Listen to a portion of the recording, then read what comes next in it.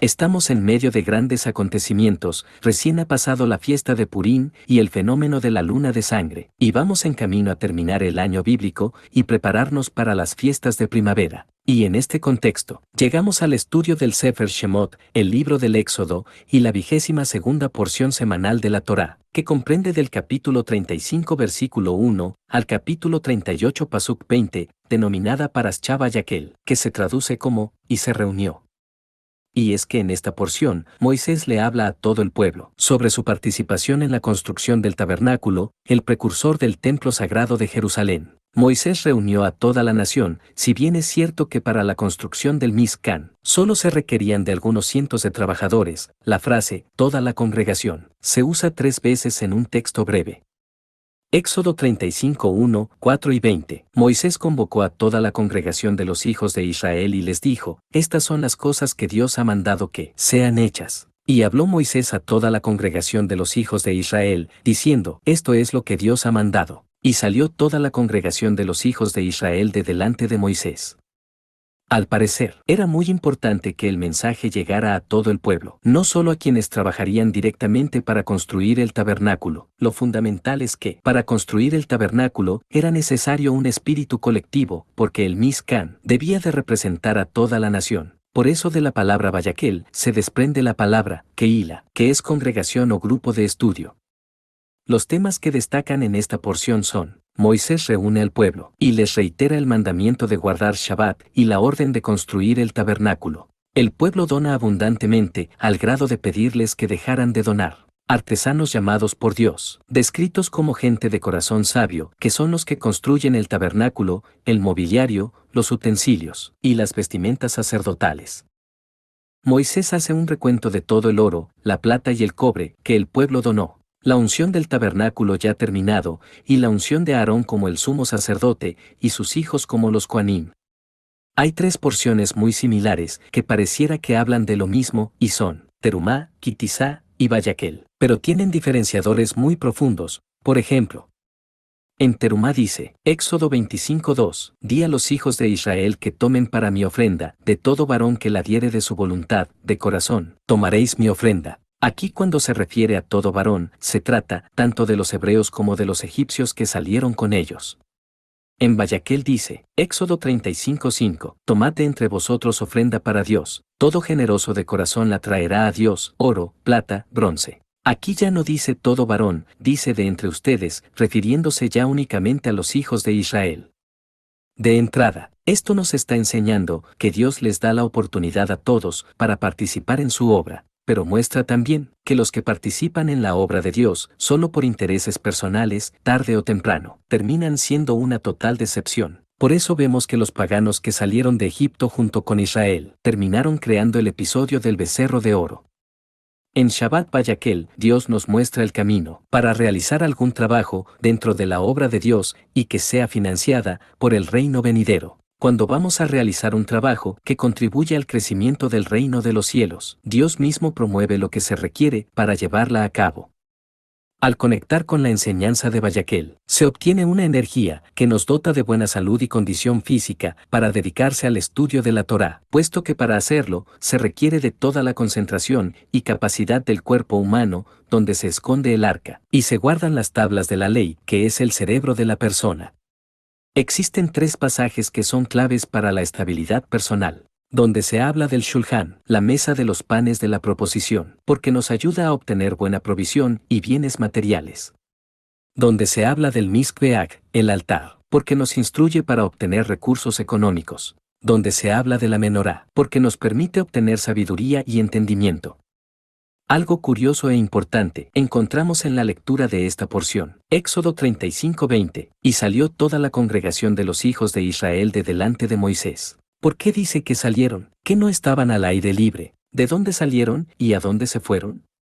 En la profundidad del texto, se refiere a que después de escuchar a Moisés, cada uno se fue a su lugar, pero se quedaron pensando en lo que Moisés les había dicho, interiorizaron. Es decir, se fueron pensando en qué propósito tendrían todas las indicaciones que Moisés les había dado de parte de Dios. Esta interiorización fue fundamental porque después de lo que ocasionó el pecado del becerro de oro, el pueblo estaba desconectado y temeroso, y fue en esa interiorización en la que comprendieron que Dios les estaba dando una nueva oportunidad. Por eso se desbocaron en traer las ofrendas y en hacer los trabajos para los que fueron convocados. Esto nos enseña que en el camino de la fe, interiorizar es tan importante como orar, pues ambas cosas nos deben de llevar a comprender y cambiar para mejorar. Orar, meditar, guardar Shabbat y celebrar Moadim no son el objetivo final de nuestra conexión con Dios. Estas son el medio para lograr un propósito mayor, poder comprender cómo Dios actúa. Nuestro trabajo espiritual no concluye cuando terminamos de orar o cuando concluye Shabbat, la clave está en lo que viene después. ¿Cuál es la acción que voy a llevar a cabo con la luz que Dios me dio en esa oración, en la Santa Convocación o en el estudio de la Parashá en Shabbat? La gente del pueblo meditó en lo que Moisés les dijo de parte de Dios, y comprendieron que Dios mismo les estaba dando una nueva oportunidad, y tomaron la decisión de ir por esa nueva oportunidad, y lo dieron todo, y así se construyó el tabernáculo de reunión. Entonces en cada trabajo espiritual que hagamos, vamos a recibir luz de Dios, y la clave está en lo que vamos a hacer con esa luz. En términos generales, esta parashá repite básicamente lo escrito en Terumá y Tesabé, y esto tiene un motivo de alto impacto, que trataremos de explicar. Antes del pecado del becerro de oro no existía la muerte espiritual. Fue hasta que sucede lo del becerro de oro que surge esta energía que separa en vida a la gente con Dios. El tabernáculo fue creado como un lugar de reunión para un encuentro de la gente con Dios, y todos estaban invitados al tabernáculo, pero después de aquel terrible pecado, ya no estaban invitados todos, para que no se introdujera esa energía de muerte al santuario. Por eso mataron a todos los que habían caído en ese pecado, porque un instante de desviación puede generar esa energía de muerte en vida, la muerte espiritual. Es por eso que, en la Biblia, existen muchos pasajes donde Dios advierte que, por realizar determinada acción, esa persona ciertamente morirá. O también dice que el que haga lo malo delante de Dios será arrancado de su pueblo.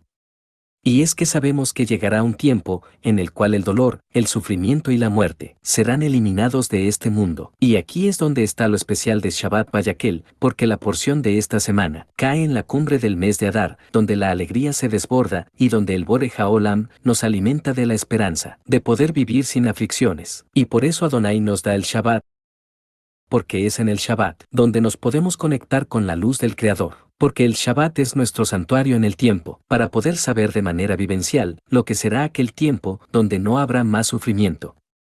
Porque la única manera en que podemos revelar la luz de Dios es demostrando lo que aprendemos en Shabbat. Pero aquí nos encontramos con un problema, pues el Shabbat es algo tan cotidiano que le vamos restando valor, al grado tal que mucha gente llega a Shabbat con prisas y está esperando a que termine Shabbat para irse a hacer otras cosas. Entonces la luz que recibimos es muy poca y la que reflejamos es aún más escasa, ya que mucha gente guarda Shabbat solo por cumplir religiosamente, pero no lo hace con la intención de llenarse de la sabiduría de Dios. Incluso muchos van a la reunión de Shabbat, más para convivir que para aprender. Lo anterior queda demostrado en un estudio realizado por una de las 5 únicas universidades en el mundo que enseñan Torah fuera de Israel. Y este estudio fue realizado con grupos de reunión de todas las denominaciones judías y cristianas de 30 países, incluyendo a Israel, Estados Unidos y España. Y los resultados dicen que menos del 2% de los congregantes, terminando la reunión, hablaban de la enseñanza de ese día, mientras que más del 98% al terminar la reunión, hablaban de todo tipo de temas, menos de la enseñanza de ese día. ¿Por qué? Porque no les interesa. Porque la luz de Dios no les significa nada. Pero si quieren las bendiciones y la vida eterna, y además, se sienten merecedores de ello, solo porque tienen la membresía de una denominación religiosa. Cuando Dios crea al mundo, primero crea todo el universo, el cual genera toda la energía, para que en este mundo exista la vida. Asimismo, para que Dios pueda crear al hombre, primero crea todas las cosas que el hombre va a necesitar para vivir en este mundo. Y cuando Dios elige a Israel como su pueblo, su familia, lo primero que les da es el Shabbat, un santuario en el tiempo, para que se unan a él, y nunca generen muerte espiritual. Por eso el Mesías dice lo siguiente, Marcos 2:27, el día de reposo fue hecho por causa del hombre, y no el hombre por causa del día de reposo. y termina enseñándonos cómo ve el Shabbat y cómo debemos nosotros sentir el día de reposo. Marcos 2:28. Por tanto, el Hijo del Hombre es Señor aún del día de reposo. Así es como debemos de considerar el Shabbat como una propiedad nuestra. Es la propiedad que nos da el mayor beneficio, más que ninguna otra propiedad que podamos tener. Además, conocer Shabbat, para guardar Shabbat, para vivir Shabbat y disfrutar Shabbat es el más alto honor y el más grande de todos los privilegios al que puede aspirar un ser humano, y vamos a ver por qué. Pero antes, si quieres dedicar tu vida a enseñar la palabra de Dios, estudia con nosotros la carrera de Maestro de Estudios Bíblicos. Nuestras clases son personalizadas, 1 a 1, y tenemos otros servicios exclusivos que no vas a encontrar en otro lado. Solo comunícate con nosotros. También si te gusta ayudar a la gente y quieres servir en el Ministerio de Oración y Profecía, tenemos un lugar para ti. Solo mándanos un mensaje. Retomando nuestro estudio de esta porción, justo al hablar de Shabbat, aparece un mandamiento extraño. Éxodo 35:3. No encenderéis fuego en ninguna de vuestras moradas en el día de reposo. ¿Qué clase de mandamiento es ese? ¿Acaso Dios quiere que nuestra comida esté fría en el día del Shabbat? ¿Qué significa este mandamiento y qué repercusiones tiene? Aquí el término, encender, es la palabra hebrea 1197, Baar, del diccionario Strong, que literalmente significa consumir, quitar, arrasar y ser brutal. También está la palabra fuego, que en hebreo es el término esh, del Strong 784, que literalmente, además de fuego, significa ardiente, ardor. Entonces se refiere a no arder, ni ser brutal. Se refiere al enojo que nos lleva a pecar. Entonces el mandamiento es: no peques, ni te enojes en el día de reposo, el Shabbat.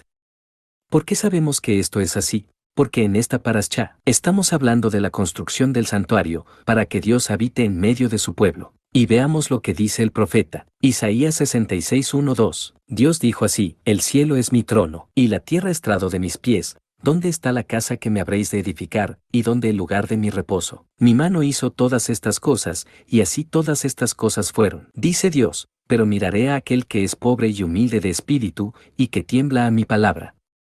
El término, temblar, en hebreo es la palabra 2730 del diccionario Strong, Yarren, y en este caso, literalmente se refiere a tener reverencia. Por eso en Shabbat no podemos encender el fuego de nuestra ira, nuestro enojo, porque Dios nos visita en Shabbat y tenemos que recibirlo con reverencia. ¿Cómo que Dios nos visita en Shabbat? Como lo dice el profeta, el santuario es el lugar donde Dios reposa, es donde Dios guarda Shabbat. Nosotros somos ese santuario, nosotros somos el tabernáculo de Dios. Y el apóstol de Tarso lo escribe así, 1 Corintios 6:19. ¿O ignoráis que vuestro cuerpo es templo del Espíritu Santo, el cual está en vosotros, el cual tenéis de Dios, y que no sois vuestros? Nosotros somos ese santuario. Dios viene a nosotros cada Shabbat y da su luz a los que son pobres y humildes de espíritu y que reciben con reverencia su palabra. Porque en su palabra está su presencia. Shabbat Shalom.